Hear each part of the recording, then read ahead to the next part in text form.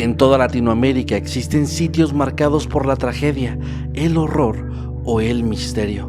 Lugares que fueron demolidos, abandonados o que simplemente desaparecieron, pero cuyas leyendas se mantienen vigentes en la memoria de todos los latinoamericanos.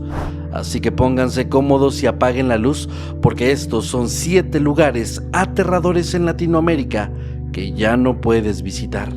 Antes de empezar, recuerden que pueden escuchar este contenido en cualquier plataforma de podcast donde nos encuentran como Mundo Creepy. ¿Qué tal? Buenos días, tardes o noches. Los saluda su amigo Masketman. Sean bienvenidos a Mundo Creepy. Comenzamos.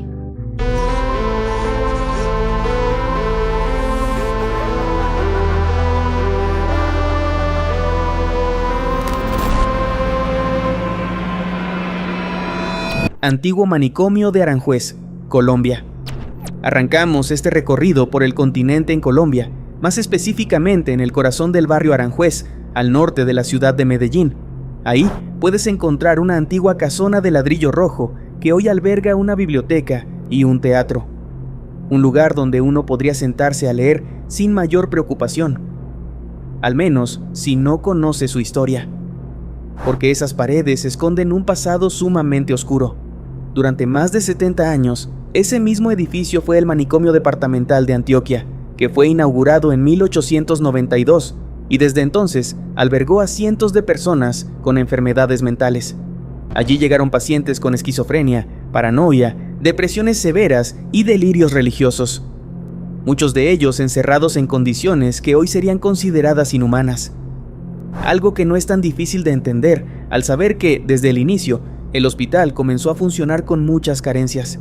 El personal era escaso, había pocos medicamentos y las instalaciones simplemente no eran adecuadas.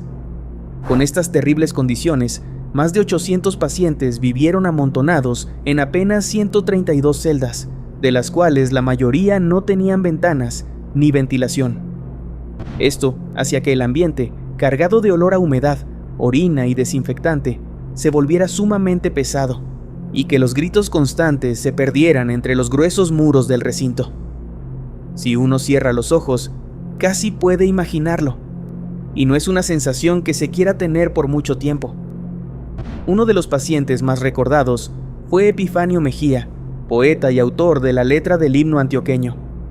Mejía estuvo recluido durante más de 30 años, hasta su muerte en 1913.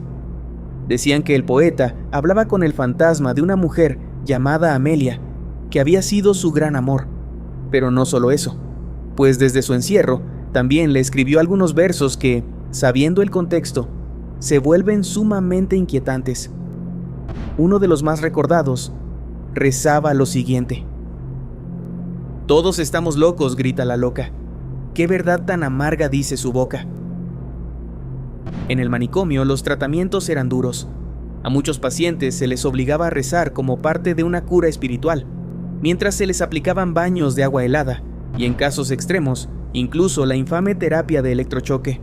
Sin embargo, más allá de todo esto, pronto se comenzaron a documentar algunas historias extrañas, especialmente durante la gestión del Dr. Lázaro Uribe Calat, un médico especializado en salud mental que intentó aplicar métodos más científicos, aunque muchas de sus prácticas también fueron consideradas invasivas. En esos años, se comenzó a hablar sobre un paciente que intentaba pagar sus deudas con monedas de 5 centavos, las cuales frecuentemente le entregaba al personal del manicomio. Al ser cuestionado sobre quién se las entregaba, el paciente aseguraba que eran las ánimas. Otro relato que se extendió por el lugar fue el de una monja que aseguraba que Dios le había hablado una tarde mientras estaba en el manicomio. Este encuentro la dejó tan marcada que la mujer comenzó a perder la razón y a veces pasaba horas sentada, observando fijamente a la nada. Ya para mediados del siglo XX, el lugar estaba completamente deteriorado. Las condiciones eran cada vez más peligrosas y, ante la presión de la sociedad, el hospital fue cerrado. Tras esto, ya durante los años 60, los pacientes fueron trasladados a un nuevo centro en Bello y el edificio quedó abandonado. Décadas más tarde fue adquirido por Confama y transformado en un espacio cultural. Parecía que el horror del manicomio había quedado atrás. Sin embargo, Esto no fue así. Pronto los vigilantes empezaron a reportar cosas extrañas. Uno de los casos más conocidos es el de Juan Peñaranda Urrego, un corpulento guardia que trabajaba en el turno nocturno. Una noche escuchó ruidos en el piso superior y decidió subir. Mientras caminaba por los pasillos, sintió que el aire se volvió denso, como si el lugar respirara distinto.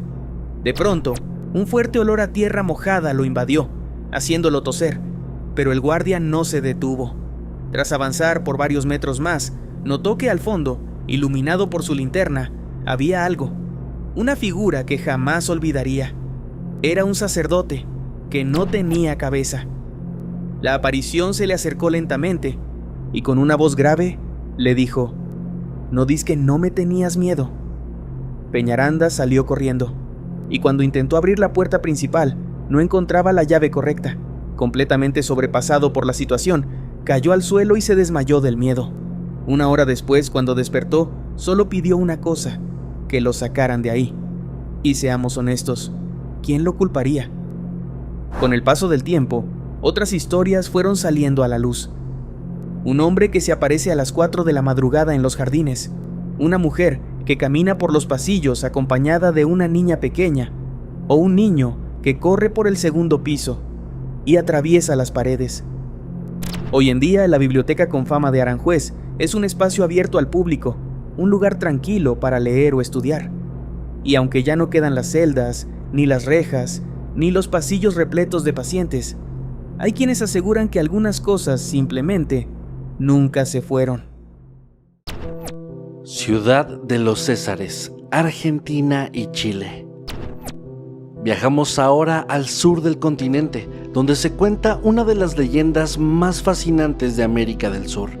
Se dice que en algún punto entre la Patagonia chilena y Argentina existió una ciudad majestuosa, completamente aislada del mundo y rodeada por un misterio que persiste hasta el día de hoy. Se le conoció como la Ciudad de los Césares. Según los relatos, estaba oculta entre montañas nevadas, protegida por una niebla perpetua y rodeada de barreras naturales que hacían imposible su acceso. Era una ciudad secreta, imposible de ubicar en los mapas, pero descrita por muchos como un lugar lleno de riquezas, con calles pavimentadas de oro y edificios construidos en mármol blanco. Algunos decían que sus habitantes descendían de españoles nobles, o de incas refugiados, o incluso de seres que no eran del todo humanos. Las primeras menciones aparecieron en el siglo XVI, cuando el Imperio Español comenzaba su expansión por el sur del continente. Una de las versiones más conocidas aseguraba que un grupo de náufragos supervivientes de la expedición de Pedro de Mendoza logró llegar a una región remota de la Patagonia y ahí fundaron una ciudad secreta. Otros relatos afirmaban que pueblos indígenas fueron guiados por ángeles hacia un valle escondido, donde fundaron una civilización avanzada, libre del dolor, del hambre y del tiempo. Con el paso de los años, la leyenda se hizo más grande. Durante los siglos XVII y XVIII se organizaron múltiples expediciones en su búsqueda. Algunos exploradores afirmaban haberla visto desde lo alto de una montaña. Era una ciudad resplandeciente, con cúpulas brillantes, en medio de un paisaje que simplemente parecía imposible. Otros aseguraban haber llegado hasta sus puertas, solo para ser rechazados por los propios habitantes, quienes deseaban proteger el secreto de su existencia. Uno de los testimonios más repetidos es el del misionero jesuita José García Alzue. Según escribió, varios pueblos originarios le hablaron de una ciudad escondida al sur, rodeada de riquezas y habitada por una cultura muy misteriosa. Alzue intentó encontrarla en más de una ocasión, pero en cada intento terminó fracasando. Incluso el propio gobierno español se vio envuelto en esta búsqueda y en 1766 el gobernador Joaquín de Espinosa organizó una expedición oficial con más de 100 hombres, armados y financiados, para encontrar la ciudad. Pero tras semanas de recorrer el territorio, no encontraron nada. Y sin embargo, algo no dejaba de inquietar a quienes escuchaban estas historias: la enorme cantidad de coincidencias. Testimonios que estaban separados por décadas o incluso siglos describían exactamente lo mismo: una ciudad avanzada, inaccesible, silenciosa y completamente ajena al resto del mundo. Para el siglo XX, la mayoría de los historiadores concluyó que todo se trataba simplemente de un mito colonial, alimentado por la fiebre del oro, la religión y las fantasías de exploradores perdidos, una especie de El Dorado del Sur. Pero todavía en la actualidad hay quienes aseguran que la ciudad de los Césares sigue ahí, escondida entre valles tan profundos y recónditos que ni siquiera la tecnología moderna ha logrado penetrar. Una ciudad que quizás no quiera ser encontrada, o peor aún, que haya sido encontrada por alguien que nunca pudo volver. El Manicomio, Guatemala. En plena zona 1 de la ciudad de Guatemala, entre la 12ª calle y la 1ª avenida, se encontraba una institución que durante décadas fue conocida simplemente como el Manicomio. Oficialmente llamado Hospital Neuropsiquiátrico, este centro albergaba a más de 1.600 pacientes con enfermedades mentales, muchos de ellos abandonados por sus familias o internados por decisión judicial. A finales de los años 50, el lugar ya arrastraba una larga historia de denuncias por sobrepoblación, condiciones insalubres y un trato inhumano. Sin embargo, como ocurría con demasiada frecuencia en esa época, las advertencias fueron ignoradas. En la madrugada del 14 de julio de 1960, el abandono institucional se convirtió en tragedia. Todo comenzó en la cocina del hospital, donde, según la investigación oficial, una mujer dejó conectada una plancha eléctrica antes de retirarse a dormir. Nadie pudo prever lo que vendría después. Una chispa fue suficiente para que el fuego comenzara a expandirse rápidamente por las estructuras de madera del edificio. Avivado por la precariedad de las instalaciones, las llamas alcanzaron en minutos los dormitorios femeninos, donde dormían más de 500 mujeres. Eran alrededor de las 11:30 de la noche cuando las primeras sirenas comenzaron a sonar. Algunos vecinos reportaron haber visto una aureola de fuego visible desde varias cuadras a la redonda. Dentro del manicomio, la escena era dantesca: gritos desesperados, cuerpos desorientados corriendo por los pasillos, enfermeras arrastrando a pacientes que se resistían a salir. Muchos estaban completamente desnudos o apenas cubiertos por sábanas. Algunos intentaron escapar por su cuenta, mientras otros permanecían inmóviles, sin comprender la gravedad de la situación. La ayuda llegó desde distintos frentes: médicos, enfermeras, bomberos, voluntarios, vecinos. Todos intentaban contener el fuego y salvar vidas. Se formaron cadenas humanas para acarrear agua desde casas cercanas. Algunos intentaron romper las paredes para acceder a las salas atrapadas por las llamas, pero era tarde. El incendio tardó casi 8 horas en ser controlado por completo. El saldo fue devastador. Más de 170 personas murieron calcinadas o asfixiadas, entre ellas una enfermera que intentó rescatar a sus pacientes. Solo se recuperaron 137 cuerpos completos, mientras que otros fueron encontrados en fragmentos irreconocibles. Los sobrevivientes fueron trasladados a escuelas y hospitales improvisados, y durante los días siguientes, el país entero vivió un duelo nacional. El gobierno prometió construir un nuevo centro psiquiátrico en un plazo de 6 meses.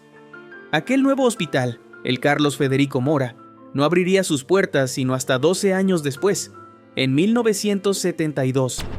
Mientras tanto, el terreno que ocupó el antiguo manicomio fue despejado, y por décadas funcionó como estacionamiento del Hospital General San Juan de Dios. Pero aunque las llamas se extinguieron, hay quienes aseguran que algo quedó ahí. Con los años comenzaron a circular relatos sobre ruidos extraños durante la madrugada, lamentos apagados, gritos lejanos, sombras que parecían moverse entre los autos estacionados. Algunos vecinos aseguraban haber visto figuras humanas de pie, inmóviles en la oscuridad. Otros afirmaban sentir un peso en el pecho al caminar cerca del antiguo predio, como si algo los observara desde adentro. Incluso quienes participaron en labores de rescate describieron escenas imposibles de olvidar.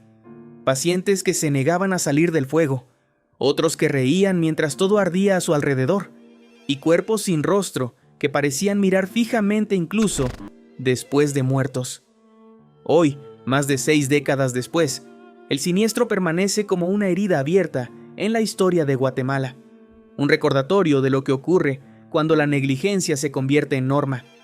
Y aunque la ciudad cambió y los edificios fueron reemplazados, en las noches más silenciosas aún hay quienes afirman que el manicomio sigue ardiendo. No en llamas, sino en ecos, memorias y voces que se niegan a descansar. Tololopampa, Chile. Imagina esto. Conduces solo por la Ruta 5 en el desierto de Atacama, en Chile. Es de noche, el camino parece eterno y el silencio solo es interrumpido por el zumbido del motor y el leve crujido de la arena movida por el viento.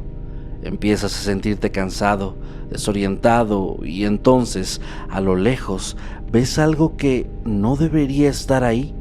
Un pueblo completamente iluminado. Un lugar lleno de vida, de música, de movimiento. Como si en medio de la nada existiera un pequeño universo paralelo que se niega a ser encontrado. Este lugar se llama Tololopampa, y quienes han tenido la suerte o la desgracia de encontrarlo describen una experiencia fuera de este mundo. Calles empedradas, mujeres hermosas, hombres elegantes, restaurantes llenos, luces multicolores y música en cada esquina. Es una ciudad encantadora que parece haber salido de un cuento, y lo más extraño es que todo en ella se ve normal. Puedes hablar con sus habitantes, comprar algo, comer, pasar la noche en un hotel, pero el problema aquí es cuando llega la mañana, pues ahí todo ha desaparecido. Ya no hay calles, ni luces, ni edificios. Solo estás tú, acostado sobre una piedra, rodeado de arena y soledad. Lo único que queda es aquello que llevas contigo, algún pequeño objeto, un recuerdo físico, algo que compraste dentro de esa ciudad que aparentemente nunca existió.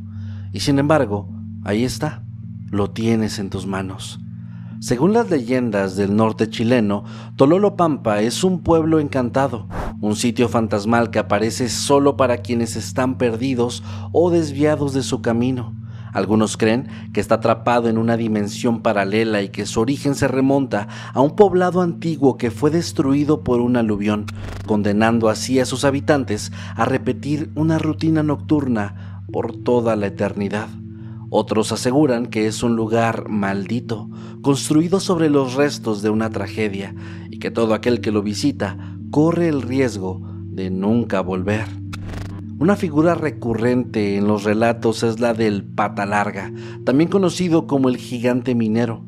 Se trata de un ser monstruoso que recorre los túneles del desierto en búsqueda de oro, el cual entrega a su amada, la princesa Tololopampa, una figura casi mítica que gobierna la ciudad encantada desde su palacio. Se dice que ver al gigante es un presagio de buena fortuna, pero también una advertencia. Has cruzado el umbral de lo real. Algunos testimonios incluso aseguran haber sentido cómo el tiempo se detenía, cómo los relojes dejaban de funcionar y cómo una fuerza inexplicable les impedía regresar por el mismo camino. Hay quienes lograron despertar a tiempo, pero otros simplemente nunca volvieron. Y lo más inquietante de todo es que nadie sabe cuándo ni dónde aparecerá Tololopampa. Puede estar más cerca de lo que imaginas, en el próximo desvío, tras la próxima curva, esperando a que el sol se oculte y que alguien más se pierda en el desierto. Si estás disfrutando este contenido, no olvides dejar tu like y suscribirte. También puedes ayudarnos mucho dejando algún comentario o recomendando nuestro canal con tus amigos. Y si estás en una plataforma de podcast, no olvides calificarnos y también dejar un comentario si es que se puede. Muchas gracias. Samabaj, Guatemala. Aunque esta historia también nació como una leyenda, con el tiempo se confirmó que había más que rumores. Samabaj no solo existe, sino que permanece intacta, atrapada en las profundidades de uno de los lagos más enigmáticos del mundo. Y aunque el hallazgo fue hace décadas, muchos siguen sin saber que, bajo las aguas del lago Atitlán, en Guatemala, yace una ciudad entera que desapareció sin dejar rastro, salvo para quienes han tenido el valor de buscar en lo profundo. El descubrimiento ocurrió en 1996, cuando el buzo Roberto Samayoa realizaba una inmersión rutinaria y notó fragmentos de cerámica y alineaciones que no parecían naturales. Lo que encontró fueron restos estructurales, paredes talladas, altares y estelas, huellas inconfundibles de una civilización antigua. Aquel asentamiento fue nombrado Samabaj, una combinación entre el apellido del explorador y la palabra maya abash, que significa piedra. Los estudios arqueológicos posteriores revelaron que Samabaj había sido una pequeña ciudad maya construida sobre una isla, en lo que entonces era una zona elevada del lago. Se estima que estuvo habitada entre el 400 a.C. y el 250 después de Cristo, y que su población tenía un profundo vínculo con la religión. Las estructuras halladas no solo muestran un diseño urbano avanzado, sino también una notable orientación astronómica, altares ceremoniales y terrazas elevadas para rituales. Todo sugiere que Samabaj era un centro espiritual de gran importancia. Pero un día, la isla desapareció. Los especialistas creen que una fuerte actividad volcánica o sísmica provocó el colapso de la base de la isla, sumergiéndola lentamente. Otra teoría propone que el nivel del agua aumentó de forma repentina, quizás por una erupción, y cubrió el asentamiento por completo. Lo cierto es que los habitantes tuvieron que abandonarla sin tiempo para llevarse casi nada, dejando atrás sus templos, esculturas y ofrendas. La ciudad quedó sepultada entre 12 y 20 metros de profundidad, preservada en un silencio absoluto, como si el agua la hubiera protegido del paso del tiempo. En los últimos años, equipos internacionales han explorado el lugar, usando tecnología no invasiva. Han mapeado sus estructuras y confirmado su complejidad, pero no pueden excavar. Samabaj es considerada un sitio sagrado por los pueblos mayas actuales, y tocarla sería una ofensa a sus ancestros. Ese respeto ha mantenido el lugar intacto. Nadie puede descender con fines turísticos ni extraer objetos. Samabaj sigue siendo un espacio que solo puede observarse a distancia, como si la misma naturaleza se negara a dejarla ir del todo, pero tampoco permitiera que regresara. Y si bien esta historia puede parecer menos aterradora que otras, lo cierto es que pocas cosas generan tanta inquietud como una ciudad olvidada, intacta, sumergida bajo un lago volcánico. Especialmente cuando nadie sabe con certeza qué fue lo que realmente la hundió. Sanatorio de la Barranca, España. Sí, estamos muy conscientes que el video dice Latinoamérica, pero nuestros hermanos españoles también merecen tener un lugar en este tipo de listados, y el título de Latinoamérica y España o Hispanoamérica puede ser confuso o muy largo, así que disfruten este puesto. A tan solo 1 hora de Madrid, en pleno Parque Nacional de la Sierra de Guadarrama, existió un edificio que durante décadas sembró temor entre excursionistas, vecinos y curiosos: el Sanatorio de la Barranca, también conocido como el Hospital del Santo Ángel. Aunque hoy ya no queda casi nada de él, durante años fue considerado uno de los lugares más aterradores de todo el país. La historia de este lugar comenzó en 1941, cuando fue construido por el Patronato Nacional Antituberculosos como parte de una iniciativa estatal para combatir enfermedades pulmonares graves. Se creía que el aire limpio de la sierra ayudaba a sanar, y por eso se eligió una zona aislada, rodeada de pinos y con vistas al valle. El hospital tenía 8 alturas, grandes ventanales y un diseño pensado para el reposo. Albergó a cientos de pacientes con tuberculosis, polio, lepra, fibrosis pulmonar y cáncer. Pero su función original cambió con el paso de los años. Cuando los avances médicos redujeron drásticamente los casos de tuberculosis, el edificio fue reconvertido en un hospital psiquiátrico, y a partir de entonces las cosas comenzaron a tomar un camino muy oscuro. Durante décadas, entre los años 60 y mediados de los 90, el Sanatorio de la Barranca fue utilizado como centro para pacientes con enfermedades mentales. La ubicación remota, el clima frío y la arquitectura hermética del lugar crearon el escenario perfecto para un aislamiento absoluto. Nadie sabe con certeza cuántos pacientes pasaron por ahí, ni en qué condiciones, pero lo que sí se sabe es que muchos de ellos jamás volvieron a su hogar. Cuando el hospital cerró en 1995, el edificio simplemente fue abandonado. Nadie quería rehabilitarlo, ni las autoridades, ni inversores, y tampoco empresas constructoras. En lugar de eso, el sitio fue tragado por la maleza y también por las leyendas. Durante más de 2 décadas, el Sanatorio de la Barranca se convirtió en un destino de exploradores urbanos, adolescentes temerarios y buscadores de lo paranormal, y todos coincidían en una sola cosa: en ese lugar había algo muy inquietante. Se contaban historias de luces encendiéndose solas, voces que se escuchaban entre las paredes y gritos que surgían del sótano cuando el sol caía. Algunos aseguraban haber grabado psicofonías, otros hablaban de rituales satánicos realizados en su interior, donde se encontraron pentagramas, restos de velas negras, animales muertos y símbolos extraños. Incluso hubo quienes dijeron haber visto figuras humanas observándolos desde los pisos superiores, a pesar de que en ese momento no se encontraba nadie más ahí. Una de las historias más conocidas y repetidas es la de un visitante que, al entrar en uno de los pabellones, sintió que algo lo estaba siguiendo. Cada vez que se detenía, escuchaba pasos justo detrás de él. Cuando se giraba, no había nadie. Y al salir, su compañero le preguntó por qué se había quedado hablando solo tanto rato, aunque él aseguró que en ningún momento pronunció una sola palabra. El ambiente era tan opresivo que incluso los agentes de seguridad evitaban patrullar la zona de noche. Un exvigilante aseguró que jamás había sentido tanto miedo como ahí. Según él, un día mientras estaba inspeccionando la zona, escuchó una puerta cerrarse con fuerza en uno de los pisos superiores. Al subir, no encontró a nadie, pero las puertas se empezaron a cerrar una por una, como si alguien invisible lo estuviera guiando fuera del edificio. En 2023, tras años de abandono, la Comunidad de Madrid decidió demolerlo de manera definitiva. No fue una demolición común. En lugar de usar explosivos, se optó por un proceso lento y mecánico para no dañar el entorno natural del parque ni despertar aún más polémica.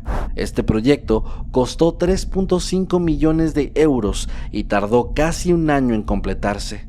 Hoy, lo único que queda del Sanatorio de la Barranca son ruinas cubiertas de vegetación, fragmentos de concreto entre los árboles y un silencio muy extraño que incomoda a todos los que se acercan demasiado.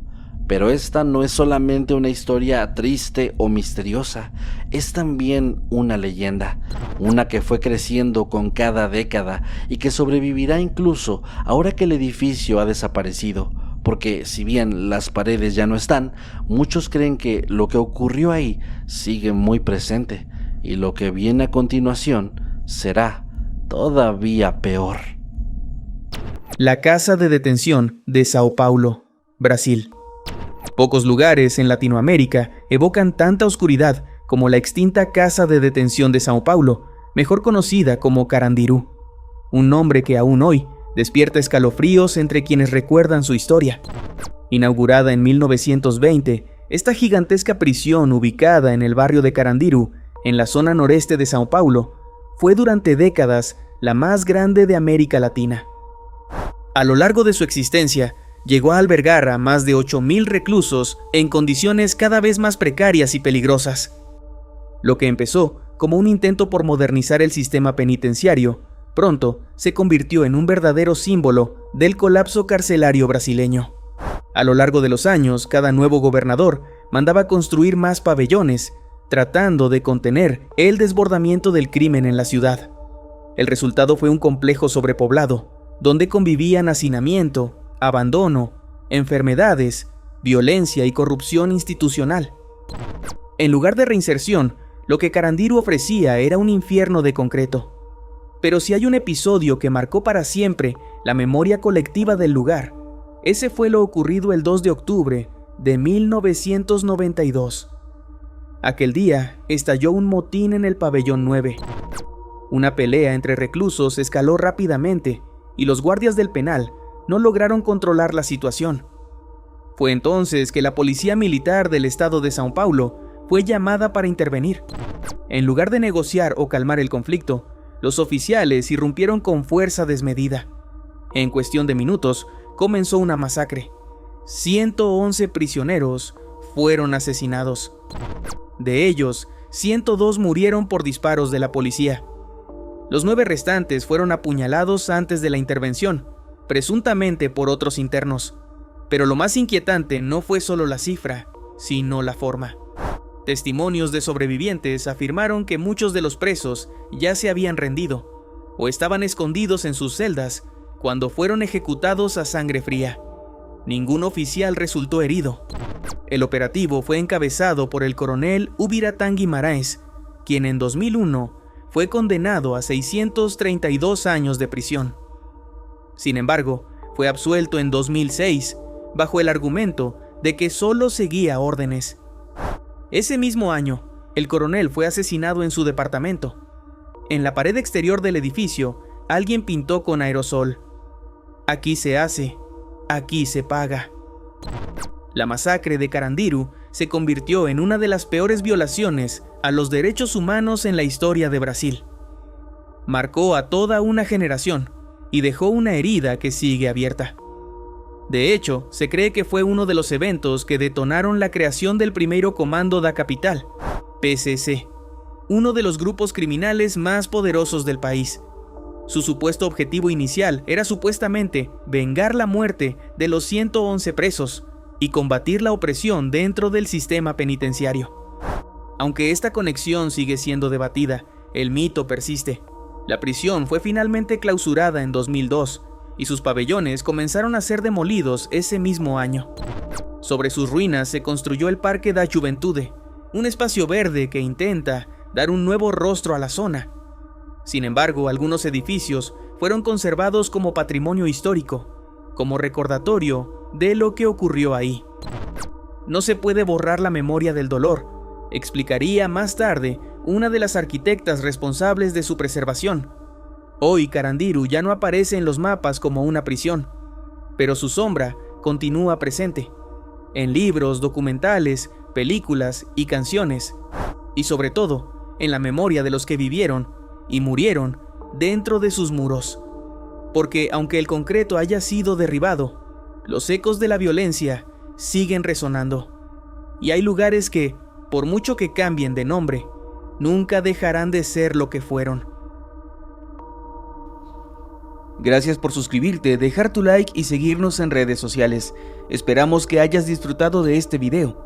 Sin más que decir, me despido. Yo soy Nightcrawler. Nos vemos después.